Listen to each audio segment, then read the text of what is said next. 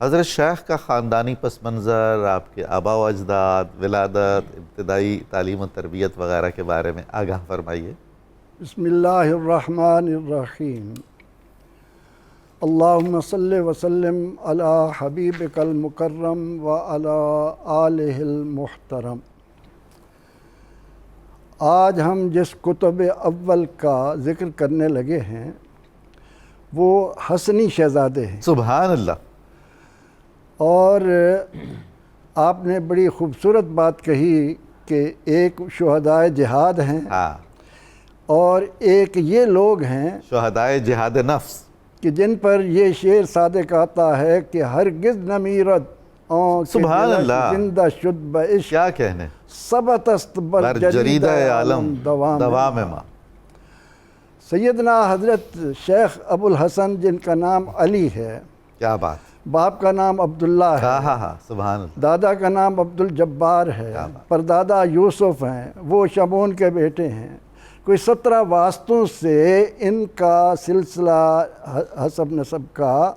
رسول اکرم رحمت عالم صلی اللہ علیہ وسلم کے نواسے، آپ صلی اللہ علیہ وسلم کی خوشبو،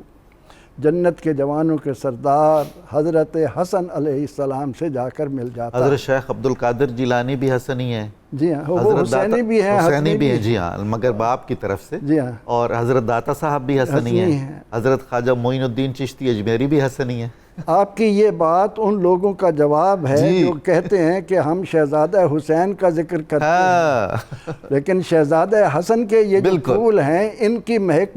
انسانیت کو مہکاتی رہی ہے، مہکا رہی ہے، اور قیامت تک یہ مہک انشاءاللہ دلوں کو گرماتی رہے۔ ہم تو جی دونوں کے غلام ہیں۔ سیدنا حضرت ابو الحسن شاذلی رحمۃ اللہ علیہ،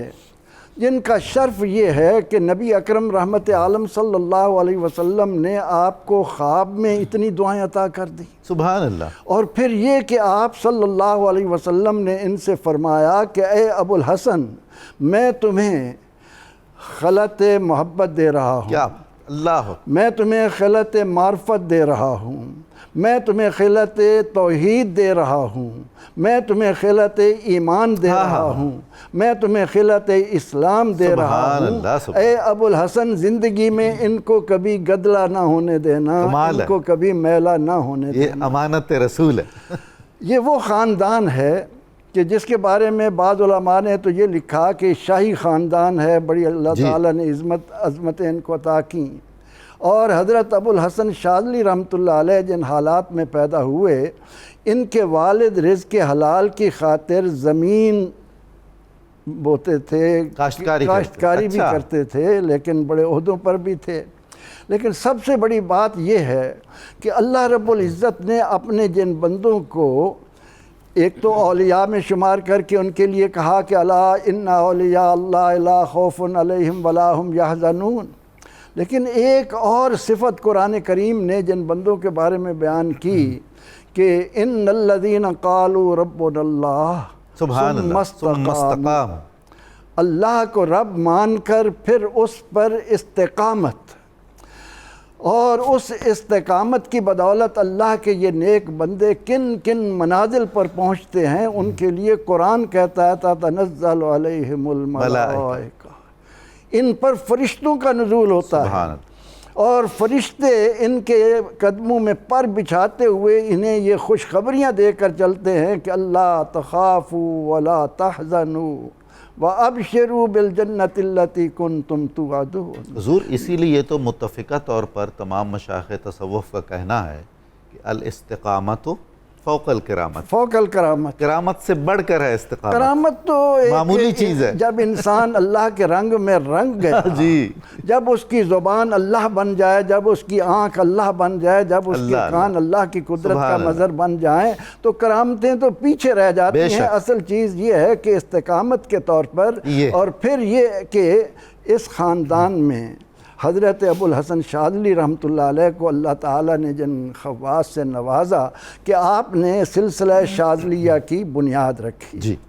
شاذلیہ تیونس کے شہر فاس کے قریب ایک قصبہ ہے، بعض نے غمازہ بھی کہا کہ وہاں خمارہ میں پیدا ہوئے پھر شاذلیہ میں آئے، بعض نے کہا کہ نہیں، ان کی ولادت ہی شاذلیہ میں ہوئی، اور یہ ہیں 593 ہجری، اچھا، یعنی 6 صدی ہجری بالکل کہ اختتام پر اختتام 7ویں شروع ہو رہی ہے۔ اور اس صدی کو جب ہم دیکھیں، بہت زرخیز صدی ہے۔ امام غزالی، امام حضرت شیخ عبد القادر جیلانی، شیخ ابن عربی، الدین کبریٰ، ابن عربی، کیسے کیسے عظیم مولانا لوگ جلال الدین رومی، جنہوں نے اپنے اخلاق سے، اپنے سبحان اللہ، اعمال سے امت مسلمہ کو وہ کردار دیا کہ جن پر ہم قیامت تک رہنمائی حاصل کرتے ہوئے انسانیت کا حقیقی رخ پا سکتے ہیں۔ تو آپ نے اپنی ابتدائی تعلیم اسی شاذلیہ میں حاصل کی۔ اس کے بعد اللہ تعالیٰ کی قدرت ہوئی، آپ فاس تشریف لے گئے۔ فاس میں بھی علوم عالیہ کو کمال تک پہنچایا، علوم دینی حاصل کیے، اور پھر آپ بغداد آ گئے۔ اچھا، اور بغداد آنے کے بعد آپ کے بارے میں علماء نے بیان کیا کہ اللہ رب العزت نے، چونکہ ان سے عظیم کام لینے تھے، ان کو علوم میں وہ تبحر عطا کیا جی، کہ دنیا میں کسی بھی فن کا کوئی بڑے سے بڑا مناظر ان کے سامنے ٹھہر نہیں سکتا تھا، سبحان اللہ، مگر اللہ رب العزت نے ان سے دلوں کی آبیاری کروانی تھی، اس کے لیے اللہ رب العزت نے ان کے لیے حالات پیدا کیے، اور اس طرح ابو الحسن شاذلی آج اہل ایمان کی آنکھوں کا ایک تارہ ہے۔ سبحان اللہ۔